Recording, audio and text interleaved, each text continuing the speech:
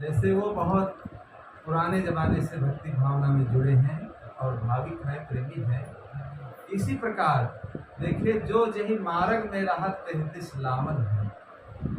जिस मार्ग में जो व्यक्ति रहता है देखिए अपने परिवार को भी देखिए खींचने के लिए कोशिश करता है। चुंबक लोहे प्रीत है और लोहा ले ऐसा शब्द कबीर का और काल सलेत सुरत। चुंबक में देखिए ऐसी प्रीत होती है कि लोहा को खींचता है। तो इसी प्रकार देखिए जिस व्यक्ति में जो ज्ञान होता है अपने परिवार को, अपने बच्चों को देखिए उसका वो खींचने के लिए कोशिश करता है। लेकिन उसी परिवार में देखिए धीरे धीरे देखिए अनमोल ऐसे रत्न तैयार हो जाते हैं और धर्मवान, पुण्यवान, कर्मवान लोगों का देखिए जब जन्म हो जाता है तो वही परिवार, वही परंपरा देखिए आगे ऐसे ढंग से चलने लगती है जैसे नदी की धारा। नदी की धारा जैसे होती, कई धाराएं जब मिल जाती तो प्रबल धारा उसमें मिल जाती।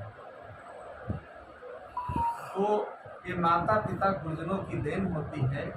जो माता पिता और गुरुजन जो सीख देते हैं देखिए अगर उस सीख को बच्चे पालन करते रहें तो धीरे धीरे देखिए सबके जीवन का कल्याण हो जाएगा। देखिए पहली बार हमारा इनका संपर्क माई जी पुरवा में हुआ। भक्त विक्रमाजीत के जो प्रांगण है जो यहाँ पर गांव के बाहर, उसी में सत्संग था।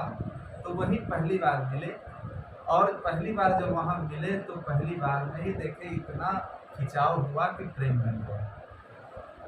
और देखिए जब प्रेम बन जाता है तो आदमी कितनी भी दूर रहता हो, कितनी भी दूर रहता हो नज़दीक ही है। अगर प्रेम नहीं है तो शायद आमने सामने हम आप रहें, हम अलग निकल जाएंगे, आप अलग निकल जाएंगे। लेकिन अगर प्रेम है तो बहुत दूर से देखे व्यक्ति को खींच लेता है, बहुत दूर से खींच लेता है व्यक्ति, देखिए प्रभावित हो जाता है। तो अच्छे व्यक्ति देखिए अच्छे संतों को देख करके, अच्छा ज्ञान सुन करके देखिए उनका हृदय गदगद हो जाता है और वो भाव विभोर हो जाते हैं और धीरे धीरे देखिए वही परिवार पर जब छाप करते हैं तो आगे की परंपरा देखिए भविष्य में वो लोग भी देखिए उसी मार्ग में और उसी पद चिन्हों पर चलने के लिए देखिए सब तत्पर हो जाते हैं। वही परिवार देखिए आगे चल करके हर क्षेत्र में विकसित होते हैं। हर क्षेत्र में वही विकसित होते हैं जो बच्चे आज्ञाकारी होते हैं और धर्म और कर्म के काम में देखिए आगे रहते हैं। देखिए पिताजी तो नहीं आए भक्त राम संजीवन जी के, लेकिन हमको देखिए पहले ही इन्होंने निमंत्रण दे करके यहाँ ले आए। फिर कहा पिताजी को भी बुला ले और सबको बुला ले। और जो जो भाव हमारे अंदर था कि देखिए भाव और प्रेम और भक्ति भावना ऐसी होना चाहिए।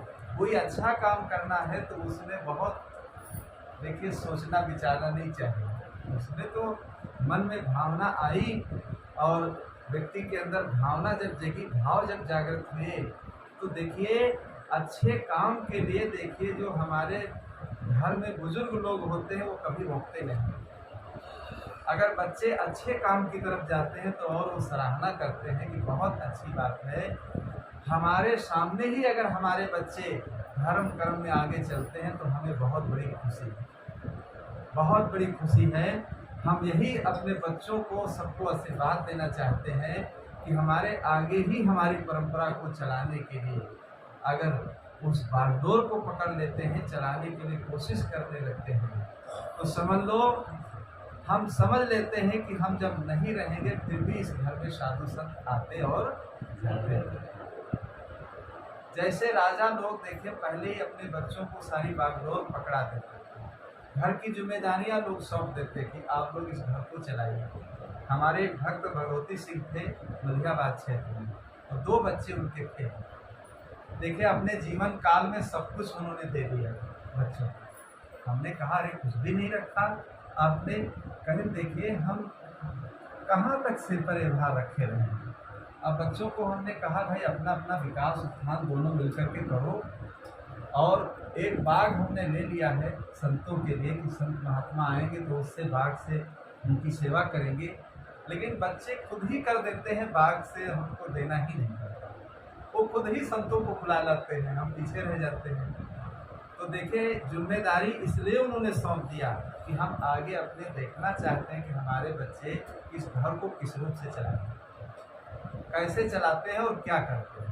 अब मरने के बाद हम कहाँ देखने आएंगे कैसे चलाते हैं। तो जो बुद्धिमान देखिए घर के मालिक होते हैं, बुजुर्ग होते हैं, या आश्रम संस्था में संत होते हैं, अपने सामने ही लोगों को आगे बढ़ाने के लिए कोशिश करते हैं कि जब हमारे सामने ही आगे बढ़ेंगे तो धीरे धीरे देखें इनका मन मजबूत होगा, और जब मन मजबूत होगा तो धर्म कर्म के कामों में देखिए इनका प्रेम और आस्था बढ़ती चली जाएगी। तो देखिए धीरे धीरे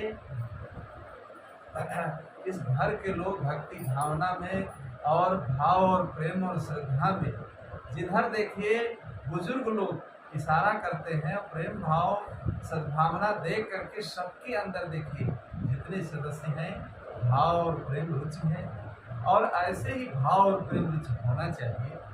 और ऐसा ही भाव जब घर परिवार में सबके अंदर जब होता है तो देखिए वो घर संगठित चलते हैं, और आध्यात्मिक और भौतिक क्षेत्र में हर जगह वो विकास करते हैं, और हर जगह उन लोगों की प्रशंसा होती है। जो विखंडित होते हैं देखिए हर जगह उनका अपमान होने लगता है। तो भक्ति का मतलब यही है, समता सुमत प्रेम भाव सद्भावना, ये सारे विचार देवियों के अंदर सबके अंदर होना चाहिए, और यही भावना सबके अंदर बनी रहे, और यही निष्काम भक्ति है।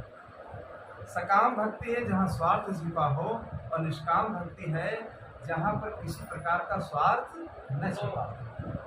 तो हम लोग ऐसी भक्ति करने के लिए बराबर कोशिश करते रहें। इन्हीं शब्दों के साथ बोलो सद्गुरु देव की जय।